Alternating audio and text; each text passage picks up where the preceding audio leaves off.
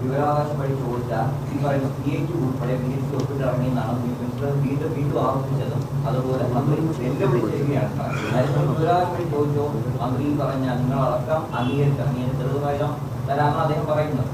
അത് വേണമെങ്കിൽ ചോദിക്കാം. പക്ഷെ നിങ്ങൾ മനസ്സിലാക്കേണ്ട, ഞങ്ങൾ അതിൽ ഒപ്പിട്ടത് നമ്മൾ മീറ്റിങ്ങിന് പോകുമ്പോൾ ഒരു അവിടെ ഇരുന്ന ഇല്ല, അങ്ങനെ ഒരു സംഭവമേ നടന്നിട്ടില്ല. നമ്മൾ ഏകദേശം പകുതിയായ CCTV ഒക്കെ ഉണ്ടല്ലോ, ആ ഒപ്പിട്ടവരുടെ ഇതെടുത്താൽ മതിയല്ലോ. ഞങ്ങളുടെ സംഘടനയിൽ ഞങ്ങൾ 3 പേരാണ് കയറിയത്.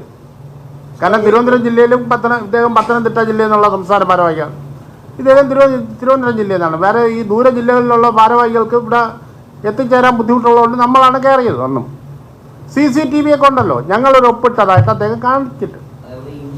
ഇനി നമ്മൾ ഈ നമ്മൾ ആദ്യം കയറിയപ്പം ഒപ്പിട്ടല്ലോ മറ്റേ അറ്റൻഡൻസിൽ, ഇതിനെടുത്ത് അദ്ദേഹം മറ്റേ തീരുമാനത്തിന്റെ അടിയിൽ ഒട്ടിച്ചോന്ന് അറിഞ്ഞൂടാ. വേണമെങ്കിൽ അതും ചെയ്യും അദ്ദേഹം.